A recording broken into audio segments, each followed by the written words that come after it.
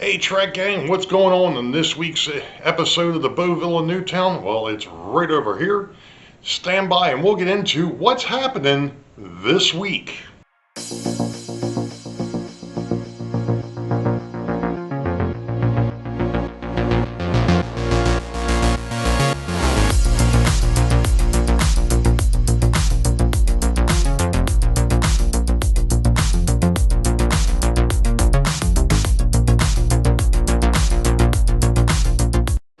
Well, hello Trek Gang, and welcome to the Boeville in Newtown's episode 21 for 2025. It happens to be June the 7th of 25. Welcome aboard. I know that I just got finished putting up a thing on Facebook. There was a fellow this morning on the budget model railroading side that said that he just started a YouTube channel, and I do believe he has started watching. So Sheldon, shout out to you, my friend. I will be putting a link to his channel in the description below. At any rate, what are we getting into now, Ray? Well, after messing with the Boeville and Newtown locomotives in the last vlog, I'm still not done with them. The only thing I got to do is really put the dull coat back on them. But John number 2 from the Schuylkill River Valley reached out to me and said that, you know what, I can make you some smaller Herald decals if you need to get them on the front of the PA1. I'm still kind of thinking about that. I'm probably going to give it a couple more days for me to think about it. I'm thinking the smallest one he actually printed out for me was these are 5/8 and a half inch, and I told him, I said, maybe we ought to try going down to 3/8 or 1/4. So I'm kind of leaning on that, but at the same time, I also happen to think I've got that set of passenger cars that the PA1 pulls that are still painted up for the, or at least lettered for the Santa Fe. I'd like to go ahead and possibly get those converted to Boeville and Newtown. Now, the purists would probably say you shouldn't paint those cars, and it's not because of what they are. They're older Penline cars. They're not highly detailed, anything like that. That's fine. I've always had this vision of having a set of passenger cars behind a locomotive that was painted up for the B&N, where all the cars were painted the same scheme. Kind of like the case in point, the Great Northern had the Empire Builder, where they had the locomotives and the cars all had the same striping. I know that there's other railroads that have done the same. The Chessie System actually did that for their fan trip locomotive that we've all seen. The cars were painted up with that same scheme. So I'm kind of contemplating the possibility of taking those cars, which probably should stay aluminum or stainless steel looking, and actually just painting them. I'm not 100% sold on that yet. That is another project for a completely different time. That is not high on the priority list. What is higher on the priority list right now is getting the heavy haul train painted, get it ready to go so I can actually put it on the layout. You all know that I've talked about that in the last couple of vlogs. I've actually got it sitting here in the booth because after I got done with the Boeville and Newtown locomotives, I decided I was going to start messing with this. And I ran into a problem. Somehow or other, both of my airbrushes got clogged. And it was really bugging the heck out of me. I'm not sure how I managed to do it. Because to be perfectly honest, when I got done the last time spray painting the FP7s, I ran, detergent and everything else through that brush to keep it from getting screwed up. And it still got screwed up. So I took it apart, cleaned it, and when I put it back together, air was coming out, there was no paint. And then I figured out what was going on. On the back of this airbrush, this is a master airbrush. On the back of this is the actual needle. So when you this is a dual action, so when you pull back and press, so you press to get air and then you pull back to get the paint, what had happened is this here piece, this adjustment piece, I had all the way inside, which meant that the needle wasn't moving. I think I've got this one figured out. The easier one to straighten out was actually the old Badger. Believe it or not. This one here I got straightened out pretty quick. That one there, something had gotten up inside the siphon tube and it just got clogged, and I just had to run a, actually what I used was a twist tie.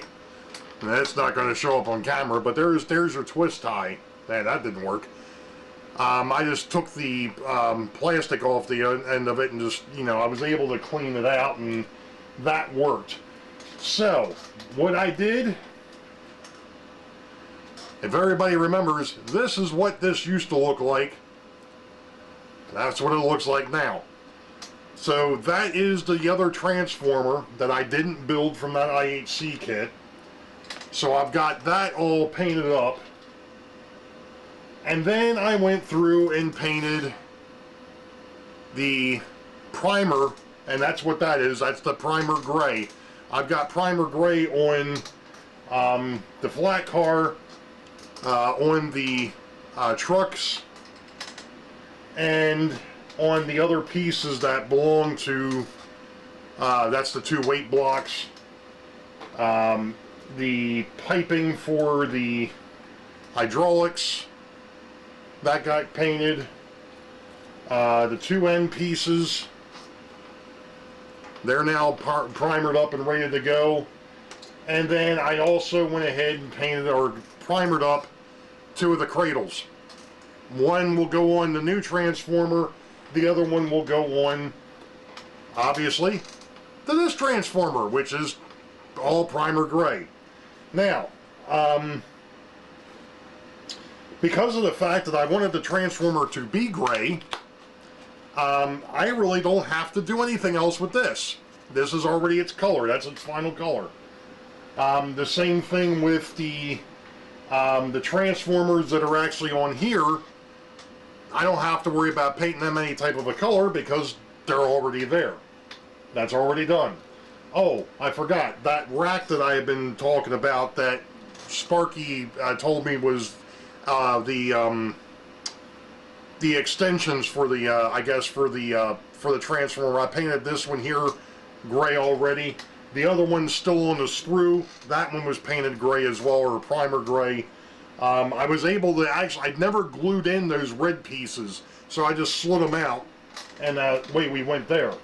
Now, what didn't get primer coated, and I'm debating whether I'm going to or not, are all the detail parts. You know, the ladders, the air compressor, or the air tank, the control box, things of that nature. I'm not sure if I really need to go in and paint those with the primer or not. I may end up hand painting those because of the fact that they are just so small. At least hand painting the primer gray.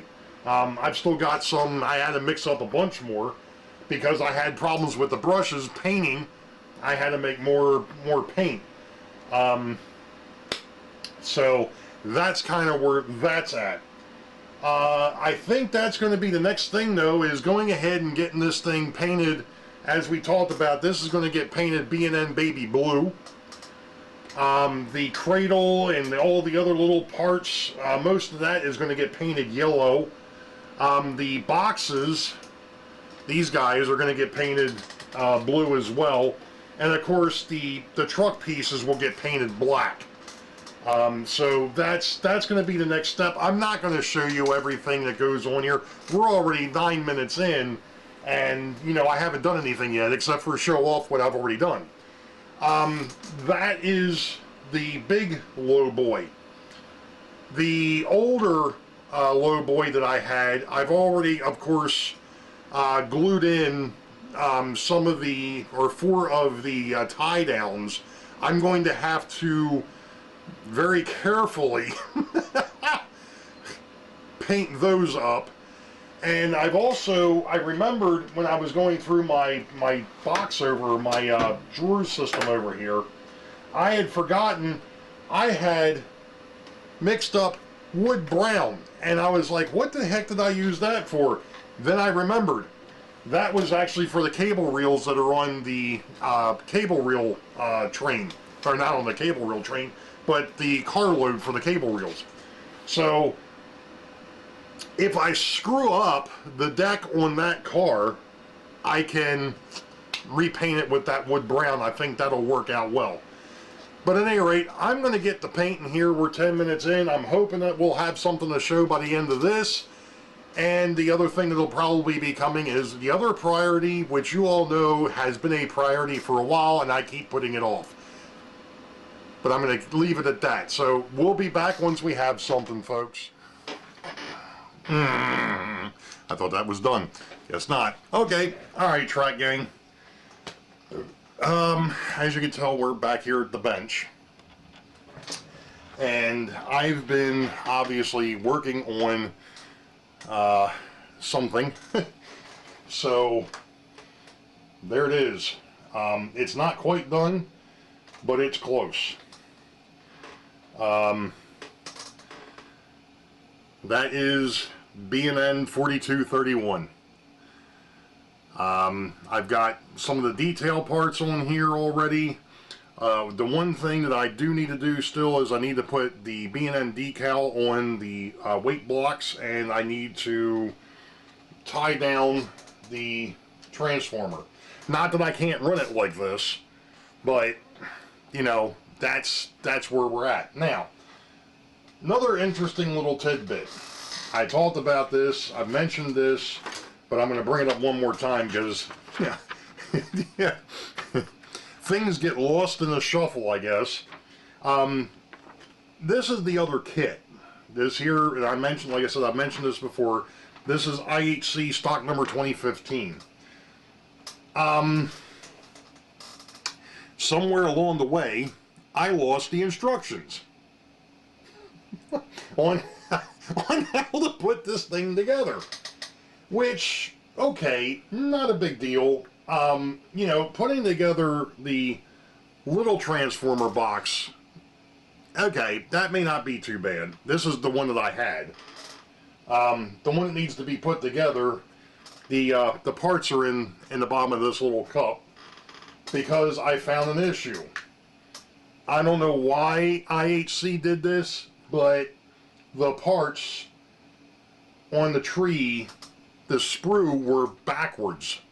So I actually painted the interior of some of the parts instead of the exterior of some of the parts. And I think I actually put them over in the spray booth already.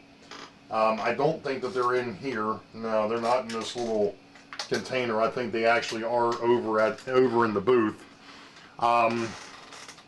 Okay, fine. Obviously, this was the other transformer. And if you notice, I went back and I've repainted the insulators back to red, because when I spray painted it, obviously, or spray gunned it, it turned them all gray. But the parts for that are in another container. I think by looking at the different ones, or the two different ones, I think I can figure out how this is supposed to go back together. But I had a bit of a problem. As you all know, and I just went off screen, I'm sorry. As you all know, I just got finished repainting, or not repainting, but painting up the FP7As. Love the paint job, got them decaled, they look great, wonderful. I also re-decaled the PA1. Didn't repaint it, but re-decaled it. I then decided that, you know what? I'm going to go ahead and go off screen again for a second. I love the idea that I had with painting the louvers on the sides of those FP7s silver. That really looks sharp. So I decided to tape off the PA1 and paint the louvers. Minor problem. This was originally painted with enamel paint. the only thing I did do is I clear coated it, or gloss coated it, but the gloss coat was acrylic.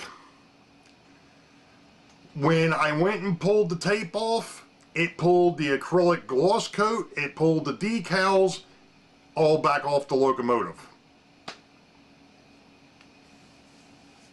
Note to self, if you're going to do something like this, make sure you're done painting it completely before you decide you're going to decal it. So, needless to say, I had to go back and re-decal the locomotive, but I do love the louvers on here being silver. Now, somebody would say, well, the whole upper part should be silver. I kind of get that. The problem is if I were to have done that, then you would have lost the yellow altogether, and there's supposed to be yellow in the paint scheme. Okay, fine. So, now what's the next step for this? The next step is going to be dull coating it and sealing it to make sure that I don't have any more issues. But like I said, note to self, if you're going to do something like this, make sure you're done completely painting it before you decide to do anything else. So this just got done the other night. So it's out of the spray booth now, so I can go ahead and go back to work on the transformer cars, the heavy haul cars, which is what I'm hoping to have done before the end of this episode. If not, it'll get done next week. I don't know how that's going to work out yet because, well, here it is, it's Wednesday, and it's been a heck of a week. But anyway, like I said, one other tidbit, and I've probably gone back and forth on this one. Originally, I had, on this piece of paper, put down what the different pieces of rolling stock and locomotives, what the numbers were supposed to be, or what the range was going to be. Originally, the cabooses were supposed to be 4,200 to 4,299. Maintenance away would, I'm sorry, I goofed that up. The cabooses were supposed to be 4,200 to 4,249. The maintenance away would have been 4,250 to 4,299. Well, because of the fact that I decided to do something a little bit different and use, which happened earlier in this episode, I used the old wire tape with the numbers on it. I came across the problem, and that was the fact that the fonts were different. Each one of those things, outside of the booklet, the strips, they were all different fonts. And I'm like, that's not going to work. So, the problem with that is what was in the booklet only went up to, what was it, 40... I think it only went up to 49. It may have actually only gone up to 45. Actually, it only went up to 45.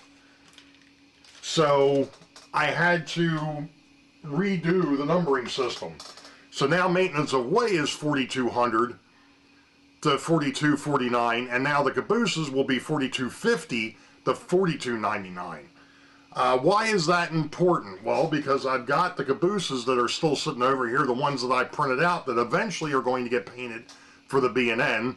That's number one. And number two, I've got maintenance of way stuff sitting out on the layout that I still need to decal and relabel. The searchlight car, the crane, and then the tool car. I want to, instead of having them patched, a future project is going to be taking the factory decaling off of them, repainting them, and then putting the B&N on the side of them. I don't know when I'm going to get around to that. That's not a high priority at the moment because they're kind of already numbered. They're just patched out because they two pieces were for the Amtrak and the other one actually still has its Santa Fe logo on the side. But that's beside the point. So, what's next is going to be getting the transformer into the spray booth so I can finish painting the correct side of that, and then going ahead and putting that together so I can have the heavy haul train ready to go. One other quick note, and then I'm going to stop here and we're going to come back later, is that I went ahead and redid the two hidden yards, at least as far as the locomotives and the passenger trains. The passenger trains are now up on the shelving, and the freight locomotives are down below. With the exception of the locals, the local freights are still up on the shelf. I just didn't have quite the room that I want yet. I'm hoping maybe I can get to Home Depot and get some wider shelving. I need shelving that's about 16 inches deep. So I'm floating the idea of possibly redoing that shelving, at least part of it, so that I can get it to where the passenger cars aren't hanging off the edge, and neither is the bigger locomotives such as the GG1s. Because right now, unless they're sitting diagonal on the board, they're hanging off. So I'm going to stop here. I'm going to try and get some stuff done, and we'll be back on, well, Thursday, and we'll finish this thing out. So stick around. There's more to come. Alright, Track Gang. I was hoping to be done with this. However, the stack, this thing, this is the original one, the one that I had put together. The new one doesn't want to go together, so I've been futzing with it for like the last, I don't know, hour and a half. Every time I put it together, the inside goes cattywampus and everything else. So I'm done playing with it because it's driving me nuts. So it's just gonna have to wait.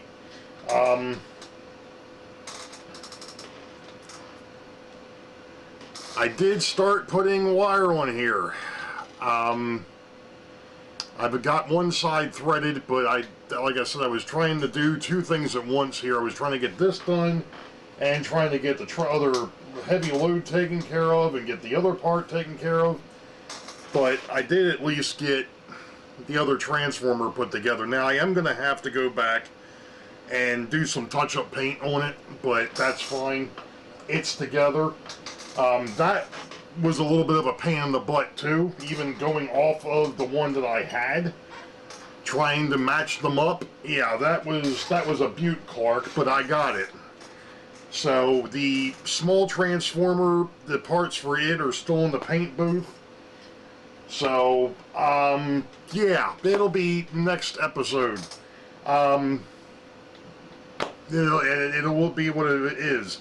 I'm probably going to skip a week. I've got some things coming up this week that I'm not going to have a chance to be down here messing around too much. We've got a couple of things going on, so I'm going to take a week off, and then we'll come back to it after obviously the weekend after Father's Day, which will be putting us pretty close to July 4th. So, and those that follow the channel for a while knows what happens on July 4th. At least on the railroad. We're very close to July 4th. So, with that being said, y'all, you all know back up a second. Bob, over at PK&W Model Works, has got Sidetrack Sunday this week. Believe, well, it's Father's Day. It's the 15th. So, you all know the deal. Wait for the highball. Green tracks ahead. We'll catch you all next time. Be safe. God bless. We will see ya.